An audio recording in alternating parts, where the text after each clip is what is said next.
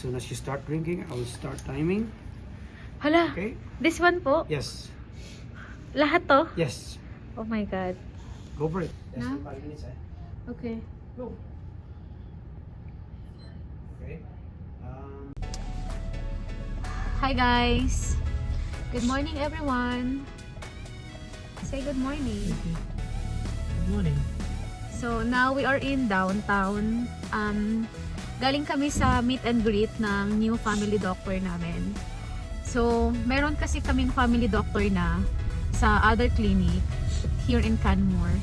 Pero he's about to retire na kasi. Kaya naghanap na kami ng new family doctors namin.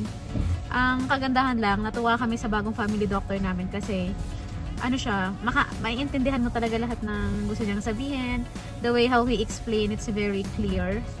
Tapos yun, medyo bata-bata pa. Yung dati naming family doctor kasi, he's about to retire na. So, hindi na siya, hanggang this year na lang kasi siya. Ayun guys, so actually, yung family doctor namin na dati pa. So 2 years lang talaga yung ano namin sa kanya. Parang naging contract kasi nga retire na siya. So gusto na niyang mag-retired na siya this year. Kaya naman naghanap na talaga kami ng magiging bago naming family doctor dito sa Canmore kasi importante guys na dito sa Canada meron kayong sariling family doctor dahil although libre kasi yung hospitalization dito, yung mga check-ups, ganyan-ganyan. And so on, kung meron kang health card, so libre mo makukuha lahat yun dito sa Canada. Ang problema lang, kung wala kang family doctor, kailangan mo talagang pumila ng mahaba sa mga clinics, ng matagal, sa hospital, so mga ilang oras kang mag-aantay doon. Unlike kung may family doctor ka, nasa kanya na lahat ng record ng about sa health mo, so wala nang kayong poproblemahin. So in case na meron kang maramdaman or meron kang gustong i-consult sa kanya, magpapa-appointment ka lang sa kanya, sa family doctor mo, and then magse-set up kayo parehas ng date kung ano yung available na pwede kayong makapunta sa kanya or ano naman yung available na time na pwede kanyang i-meet. And then, ngayon, yung mga family doctors dito, kasi nga, that's in the clinic lang naman, pag may mga hindi sila kayang ibigay sa yung test, magbibigay sila sa'yo ng requisition paper kung gusto ka nilang, ipa-blood test sa hospital. That's the time na pupunta ka ngayon sa hospital. Pero, ang kagandahan lang nun, syempre, dahil may requisition ka na, hindi ka na masyadong pipila doon sa hospital. Kukuha ka lang ng number, kukunin lang yung blood mo, tapos, on the spot na yun guys, napupunta na yung result sa mismong Alberta Health mo na makikita na ng mga doctors mo yun kung ano yung status ng blood test mo. So ganun yung mga nangyayari dito ngayon sa Canada. Ang kagandahan lang syempre ano na yun parang system na nila talaga na ganun. So maganda rin yung system nila guys kasi i-check lang nila yung Alberta Health mo or yung birthday mo, makikita na nila lahat ng records mo. Yun yung kagandahan naman kung mayroon kang family doctor. So, last 2 weeks, nag-meet up kami ng family doctor na yan. So, nagtanong lang siya, nag-interview kung kamusta yung health mo, ilang taong ka na, history, may mga ano ka ba, may mga allergy ka ba pagdating sa medicine or any other food allergies. So ganun lang naman yung mga tanong niya, history ng family, kung may mga related family ka ba na like parents na may mga sakit na mga critical illness. So ganun yung itatanong niya. Tapos may mga tanong din yung family doctor namin bago ka maging totally na patient, registered patient sa kanya. So dadaan ka muna sa mga interviews niya. Ngayon, kung wala kang record ng mga blood test or any other laboratories na ginawa sa hospital, that's the time magbibigay siya ng requisition na may mga gusto siyang malaman through your blood test. Pero nga dahil nga yung sa amin, dahil nga buntis naman ako, maya't maya ako nagba-blood test, nakita na niya lahat ng mga result doon. Ganoon din si Aki, kasi si Aki may mga ongoing blood test every 3 months. So nakita na din niya yung result. Hindi na niya kami binigyan ng requisition for blood test. And then, after nung interview, sasabihin niya lang sa'yo na from now on, I'll be your family doctor. Tapos, you will receive an email confirming na siya na yung family doctor namin. So, after 1 day ata or 2 days, naka-receive ako ng confirmation na yun na nga, siya na yung family doctor ko. Pero, hindi kasi nasabay si Aki noon. Magkakaiba kami ng appointment. So, per person yun. So, yung bawat member ng family kailangan mag-schedule ng appointment kung siya din yung gustong maging family doctor. Kaya si Aki hindi nakasabay sa akin nung 2 weeks ago. Today ko siya nabigyan ng nagawa ng appointment sa family doctor namin at siya na din yung family doctor ni Aki. So kanina tinanong lang si Aki kailan yung huling blood test niya, kinuha yung health number, nakita niya lahat ng result doon. Sabi naman niya, it's getting better. It's, so far, thanks God that it's healthy. Tapos, yun, ganun din. Kung ano yung mga tanong sa akin personally, ganun din yung tinanong kay Aki. May mga allergies ba pagdating sa medicines or other foods? Mayroon bang mga history ng surgery before? History ng mga other medicines na tinitake mo? Tapos, may history ba yung parents, yung family, ganyan, anong family background, may mga ongoing na sickness ba ngayon na kinakaharap yung parents niya. Tapos saan siya galing, bago ba siya nag-Canada, saan muna siya, galing ba siya sa hometown niya talaga or may iba pa siyang bansang pinuntahan, ganun yung mga tanong niya. Tapos nagtanong din siya ng gaano nakatagal dito sa lugar na tinutuloyan namin. So, ayun yung mga tanong ng family doctor ni Aki. Tapos, dahil nga may mga ongoing questions kami sa kanya na sinasama or ini-include, like yung mga personal questions ni Aki about sa medication kasi meron siyang ongoing medication ngayon na one medicine. Sabi naman niya na it's getting better. So, baka babaan na yung dosage ng pagte-take ni Aki na yun. So, which is good naman. And then, we really appreciate having a family doctors here in Canada kasi nung wala pa kaming family doctor, guys, kapag meron kaming nararamdaman, 4 hours kaming nag-aantay sa hospital para lang, alam mo yun, ma-check up. Pero ngayon nga na may family doctors ka na, importante talaga yun dito sa Canada para hindi kayong magsayang ng oras naman sa hospital at yung record nyo naka-file na lang sa iisang tao or sa iisang family doctor kasi kahit pumunta kayo sa hospital, lahat yon papasok doon sa account ng family doctor nyo. Makikita niya lahat ng history kung ano yung mga test na ginawa nyo, whether sa hospital man yan or sa ibang clinic, ganon. So makikita niya lahat ng mga history nyo doon, which is maganda siya na ganun kasi nga at least hindi ka na mahihirapan pa. So yun guys, so, wala yung bayad guys kapag nagkaroon ka ng family doctor dito sa Canada.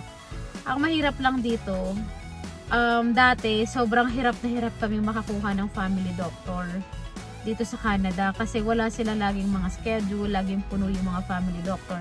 Good thing now here in our place in Canmore, ang daming mga available na family doctors na nag-i-introduce. Okay, sino yung mga wala pang family doctor, magpa-appointment, available yung slot ng doctor na to, so pwede nyong kunin na sa family doctor.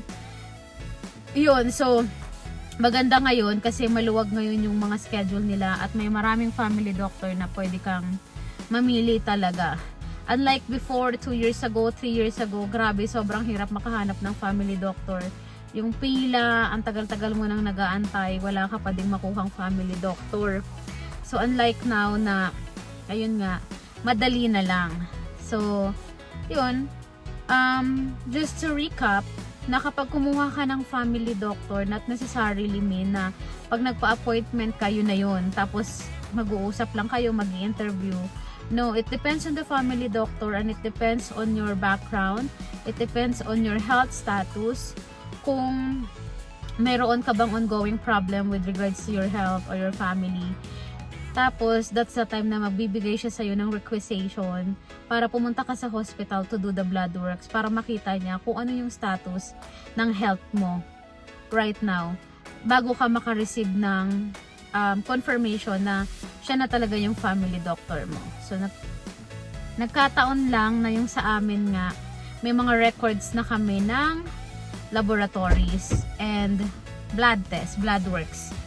So, ayun, yun lang muna yung sa family doctor story namin. Now, we're going to hospital kasi yung OB ko naman, nagbigay sila ng requisition. I need to do the blood works today and the test of yung diabetes test na bibigyan ka ng, papainumin ka ng sobrang tamis na juice para ma-check nila kung diabetic ba or hindi. Kasi nga, syempre, I'm in the stage now of, 6 months pregnant. So, kailangan na nilang makita kung mayroon bang complications, other complications pagdating sa health at kung ready na bang, i-deliver yung, in 3 months now. So, magte-test muna kami ng sugar, glucose test, and then, konting blood test. And then, after nun, wala naman kaming appointment na sa OB ko. Next week pa yung appointment namin kay OB. So, yun guys. Dito sa Canada, kailangan lang, maganda lang dito, you are updated of everything with regards to your health. Kasi nga, syempre, yung health card, yung health system nila, maganda. Yun lang, ang hindi lang kagandahan na yung kapag sinasabi ng iba, libre nga yung health care sa Canada. Pero ang haba-haba naman lagi ng pila kapag mayroon kang gustong ipa-check up or pumunta kang hospital. Ganun talaga guys, kailangan yung magtiis. Kung wala kayong family doctor, magtatagal talaga kayo sa hospital. Pero kung may mga family doctors kayo, madali na lang yun kasi magpapa-appointment ka lang sa family doctor, and then yung family doctor mo na ang magbibigay ng requisition kung ano yung mga test na gagawin mo.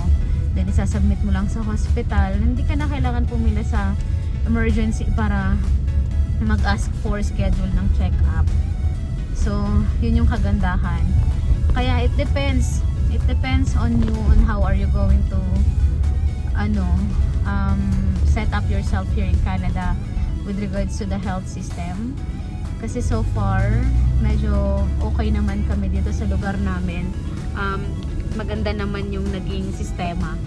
Hindi naman kami masyadong nahirapan pagdating sa mga check-up namin. So, yun yung isa sa mga na-appreciate din namin dito sa lugar din namin, dito sa area namin, dito sa Canada. So, ayun. So, going na kami ngayon sa hospital.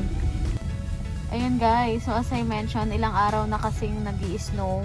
Akala ng lahat going summer na or spring na. Tapos biglang nag-snow. Like, parang yun, magdamag na nag-snow. Kaya, ayan, tignan nyo naman yung mountains. Oh, diba? Parang painting lang. So, yun yung nakakaganda lang din dito sa lugar namin. Kahit sobrang pagod ka sa trabaho, work ng work. Pag lumabas ka naman, pagka-out mo naman galing sa work, ang ganda naman ng view na makikita mo. Kaya, sulit lang din. So, dito na kami sa hospital. It's a Canmore Hospital. A lot of people right now, Monday. Wala kaming space for parking, guys. Ayan. So, hopefully, kung wala tayong magiging problema sa health, dito na lang magde-deliver. Dito na lang i-deliver si baby. Sana maging okay ang lahat. Walang maging complications para hindi na masyadong lumayo. Kasi kapag may complication, guys, dadalhin sa Calgary. So, syempre ayaw naman sana natin nun kasi nga malayo na naman yun. 1.5 hour na naman yung travel natin. So, sana wala. Hopefully, pag-pray natin. And then, look at the mountains. Diba? So wala muna kami ngayong pag-gora-gora. More on check-up muna tayo ngayon. Health-related muna tayo. Is that space?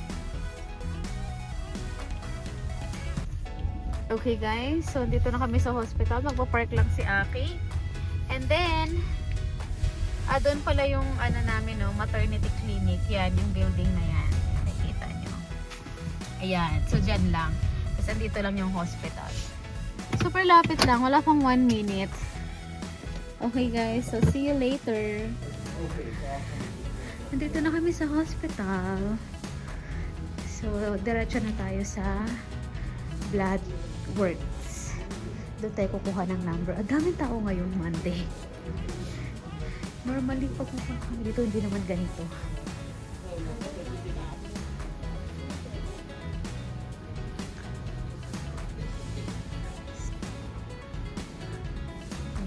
Ito yung x-ray. Ito yung blood test. So, dito tayo pupunta. Okay, see you.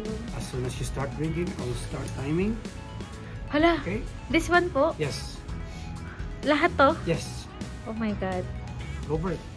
This one, open. Oh, yeah. Kuya, how many sugar this one? 50 grams. Oh my God.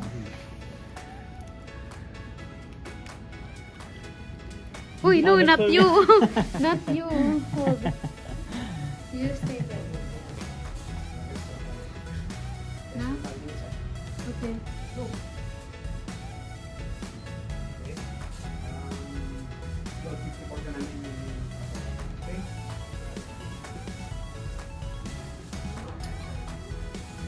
Sarap.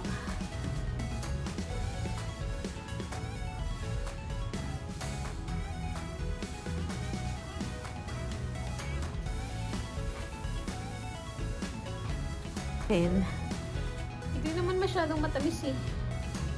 Not too much sweet, but they all of them said it's too sweet. But for me, it's not. Normal drink lang for me. Okay, so 5 minutes lang daw. Inurasan na kami kuya. Asan na? Okay, so after 1 hour, tatawagin tayo ni kuya. I'll try. Ano? Di ba? Normal drink. Normal drinks. So, tatawagin tayo ni Kuya. After 1 hour pa tayo pwedeng blood test. So, I will have a blood test in 1 hour. So, sabi niya, hindi daw ako pwedeng umalis ng hospital within that hour. Kasi, they're going to check naman ng blood test. So, I'm not sure. Hindi na nabanggit ko ngayon niya rin sasabihin yung result ng sugar ng glucose test. Okay. Ito na kami sa bahay, kakarating lang namin. So, tapos na kami sa mga lakad namin for today, which is, pumunta kami sa family doctor for meet and greet. Binigyan siya akin ng requisition for another blood test. That's for May. And then, nanghingi ako ng not referral, ng prescription para sa protection ng paa ko kasi mahaba-haba yung laging tayuan ko every day. So, ayun, sabi naman normal lang daw yun sa buntis, yung sumasakit yung paa kapag natutulog. And then, pumunta kami ng hospital. Nagpa-glucose test ako kasi today ang schedule ko ng glucose test or sugar test. So far, wala pang result. Titignan ko ulit sa Alberta Health na app namin kung may papasok ng result. Pero normally, ang sabi naman dun sa lab test, sa laboratory, na kapag may problema or bumagsak yung exam for today, with regards to the glucose test, ipapatawag daw ng doktor, tapos magte-test ulit. And then, so yun lang muna yung ginawa namin. And then, after kong uminom nung glucose juice, parang yung orange juice na pinakita ko kanina guys, after nun, wala naman masyadong akong naramdaman or nagkaroon ng parang ano lang, nauhaw lang ako. Siguro after 2 hours pa nun, yung naramdaman ko yung uhaw, tas yun nga, nagutom. And then, sabi ko kay Aki, gusto ko ng orange juice. So, dumaan lang kami ng Save On. Tapos, parang gusto kong kumain ng bread na medyo may palaman sa loob, yung medyo matamis. Kaso nga, wala namang nagtitinda gaano dito. No? Hindi kami dumaan sa Asian store. Kaya bumili na lang kami ng tasty bread or brioche. Tapos, love it guys! And then, pinalamanan lang namin ng Lady's Choice. So, ito lang muna yung merienda namin ngayon. And then, so yun lang. So, for the rest of the day, magpapahinga na lang kami kasi tomorrow may duty na naman. So, ayun. Sana nagustuhan nyo yung video namin for today. Until on our next upload. Bye!